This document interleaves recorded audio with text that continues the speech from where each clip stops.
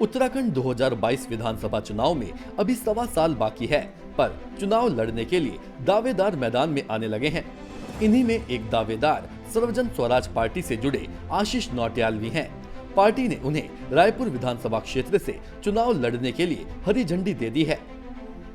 हम लोग विकास के मुद्दे पे चुनाव लड़ेंगे और हम डेवलपमेंट की बात करेंगे। हम जाति धर्म की कोई बात नहीं करते हैं, हम डेवलपमेंट की बात करते हैं।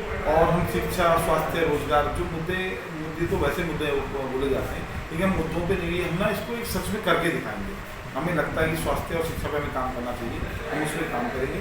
रोजगार हमें पूरी प्लानिंग हमारे पास है, कैसे रोजगार देना है, रोजगार देंगे लोगों को और उसी पे काम। जो भी वहाँ की समस्याएं हैं, जैसे आज सड़क, नाली, इस तरह की कई समस्याएं हैं, कईयों के बिजली के खंभे की समस्याएं हैं, जो नॉर्मल समस्याएं होती हैं। जो कोई भी आदमी ये तो कहता नहीं कि मेरे घर के अंदर आप खुदाई करा के दे दो। हर आदमी की छोटी छोटी समस्याएं होती हैं, हम उन समस्याओं के लिए काम करेंगे और जनता के साथ उनके स्वास्थ्य के लिए हम लोग सोचेंगे कि हम रायपुर विधानसभा के अंदर ऐसे स्वास्थ्य केंद्र खोलें, ऐसी व्यवस्था करें जिससे स्वास्थ्य के लिए किसी को परेशान होना पड़े। और रोजगार की व्यवस्था के लिए हम लोग देखेंगे कि हमारे जो नौजवान वहाँ खाली उनके किस तरह व्यवस्था बना पाएंगे, उसके लिए ठीक चल रहा है। देहरादून से मनोज कुमार की रिपोर्ट। मुख्यमंत्री त्रिवेंद्र सिंह रावत ने संचार की नवीनतम प्रणाली QDA का शुभारंभ किया। इस तकनीक का उपयोग करने वाला उत्तराखंड देश का पहला राज्य है। दूरस्थ ग्रामों के नो सिग्नल एरिया में संचार के लिए SDRF द्वारा क्विक डिप्लॉयबल एंटीना स्थापित किया गया है। Bureau report, nation one. UP के कौशाम्बी में पूरा मुफ्ती थाना क्षेत्र के मह गांव में दिन दिहाड़े बदमाशों ने बाइक सवार युवक की गोली मारकर हत्या कर दी। घटना कानपुर प्रयागराज GT रोड से महज 50 मीटर की दूरी स्थित ईदगाह के समीप हुई है। हत्या को अंजाम देकर आरोपी मौके से फरार हो गए। हत्या की खबर मिलते ही मौके पर ग्रामीणों की भीड़ जुट गई। ऐसे 3 बजे मुझे सूचना मिली कि फराज को किसी ने ईदगाह के पीछे गोली मार दी है। जब हम वहाँ गए घटनास्थल पे तो मोटरसाइकिल और फराज जो है उसकी लाश जो पड़ी हुई थी। खुद किसी के थाने जो अगर जो जुमा हो रहा है अल्लाह जाके पकड़वाएंगे, अगर जो है तो पकड़ गया, पैसा पकड़ गया, पुलिस वाले पकड़ के ले आए था जो जुआड़ियों को। उसके बाद तो वो जो है मतलब खुश होंगे अगर अदावत रखेंगे।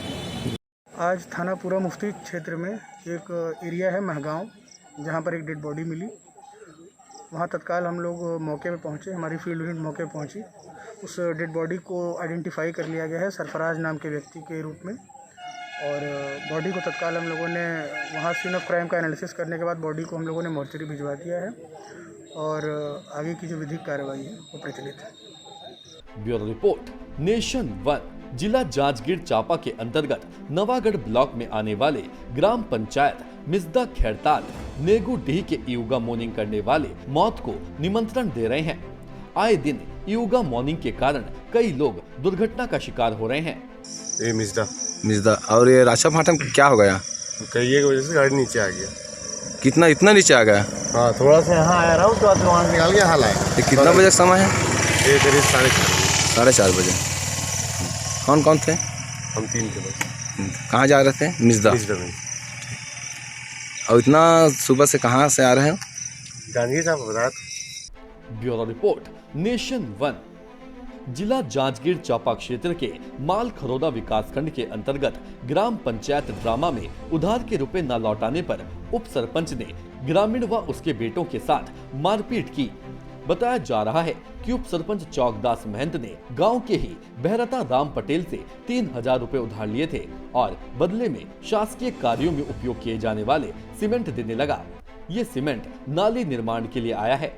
सरकारी सीमेंट में फंसने की डर से बहरता राम पटेल ने मना कर दिया। मोर बेटा हा दुकान खोले ठेला ना ते करा वही सीमेंट के बारे से उप सरपंच करा हो रही से कैसे कैसे बात हुई ने तहाँ उमन उत्काला सुनी तहाँ गौटिया घर के मन आके ना ओकर गाली गलौज दिन मैराम के ठेला करा बैठे रहे तो ओकरा मैं सीमेंट के बात ही तेमन के चलत रही से तो उप सरपंच है कहीस सीमेंट ला ले कहीस तो यह सीमेंट ला नहीं लवा कहीस। कौन है? उप सरपंच है कहीस काला कहीस मैराम पटेल ला तो सीमेंट ला ले का के तो मैराम पटेल कहीस में पंचायत के सीमेंट ला नहीं लवा कहीस।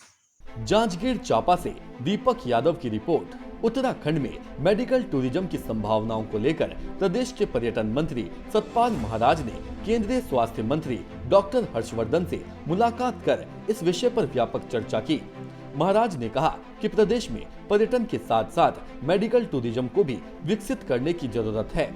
यहाँ का वातावरण प्राकृतिक रूप से हर प्रकार की चिकित्सा के लिए उपयुक्त है।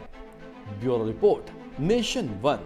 कानपुर के कल्याणपुर में आज जिला प्रशासन द्वारा औचक निरीक्षण किया गया, जिसमें कोविड सेंटर पर समस्त स्टाफ मुस्तैद रहा, जिसमें एनेस्थेटिक डॉक्टर आदित्य कुमार त्रिपाठी द्वारा वार्ड, प्राइवेट रूम के साथ आईसीयू में भी मरीजों के साथ वीडियो कॉलिंग कर उनका हाल भी जाना।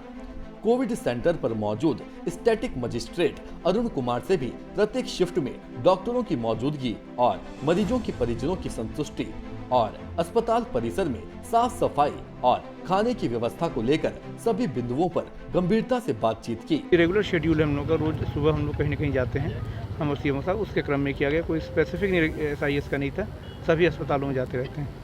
लेकिन क्या कुछ खास रहा? हमने यहाँ देखा है, यहाँ पर लास्ट मॉर्टेलिटी कब हुई उसको देखा, अभी कितने पेशेंट्स एडमिट थे, पेशेंट से बात की है और जो इम्प्रूवमेंट हो सकता है वो सजेस्ट किया है। पिछली बार की तुलना में क्या इम्प्रूवमेंट हो वो देखा है। धीरे धीरे देखने में आ रहा है कि पेशेंट का लोड घट रहा है, पेशेंट्स का जो नंबर ऑफ पेशेंट्स जो अस्पतालों में हैं वो कम हो रहे हैं। तो ये खुशी की बात भी है कि डिमांड कम हो रही है, लेकिन इसके साथ हमें तैयार भी रहना पड़ेगा। सेकेंड पीक आया है पूरी दुनिया में, अगर दोबारा वापस आता है तो हमारी कैपेसिटी रहनी चाहिए, हमारी तैयारी रहनी चाहिए। कानपुर से मोहम्मद आरिफ की रिपोर्ट। यूपी के हाथरस में हुई एक बेटी की निर्मम हत्या के बाद पूरे देश में उबाल है। हर कोई उस बेटी को इंसाफ दिलाने की मांग कर रहा है। यूपी सरकार द्वारा इस मामले में SIT द्वारा जांच कराई जा रही है। इस मामले में CBI जांच और नार्को टेस्ट कराने की मांग उठ रही है। हरिद्वार में हजारों की संख्या में दलित समुदाय के लोगों ने पैदल मार्च निकालकर यूपी की योगी सरकार से जल्द आरोपियों को कड़ी सजा देने की मांग की है। पीड़ितों को आज भी जो है इंसाफ नहीं मिल रहा है। केंद्र सरकार और राज्य सरकार, स्पेशल योगी सरकार के खिलाफ ये आज जो है आह्वान किया गया है, ये प्रदर्शन किया गया है। ये धोखाधड़ी जो दलितों के खिलाफ हो रही है, इस समाज की बेटी के खिलाफ हो रही है, भारतीय बेटी के खिलाफ हो रही है कि उसकी चिता भी वो भी जलाने नहीं गई है। इतना घोर अपराध इस सरकार ने किया है। ये निकम्मी, नाकारा और कमीनी सरकार है और इस सरकार को उखाड़ने का हम आज आह्वान करते हैं। सरकार ने तो CBI जांच से पहले SIT जांच भी की थी, आप CBI जांच कीजिए, ये ठीक है, पर हिंदुस्तान के इतिहास में ये बता दीजिए कि आज से पहले कितनी बार पीड़िताओं का, जो पीड़ित परिवार उसका नार्को टेस्ट हुआ है। अगर ये वैलिड है तो CBI कराइए, आप SIT कराइए, आप जो करा सकते हैं कराइए, सरकार आपकी है। पर जो है दलित और इस देश का नागरिक सड़कों पे है, इस महिला को, इस बेटी को, इस जो है भारतीय नारी को हम इंसाफ दिला के नहीं। Bureau report, nation one. Nation one की खबरों के अपडेट के लिए आप हमारे चैनल को लाइक करें, सब्सक्राइब करें, पसंद आई वीडियो को शेयर करना ना भूलें और ज्यादा जानकारी के लिए लॉग इन करें www.nation1.tv पर। अधिक जानकारी के लिए आप हमें ट्विटर, फेसबुक पर भी फॉलो कर सकते हैं। तो खबरों की ज्यादा जानकारी के लिए बने रहें नेशन वन के साथ।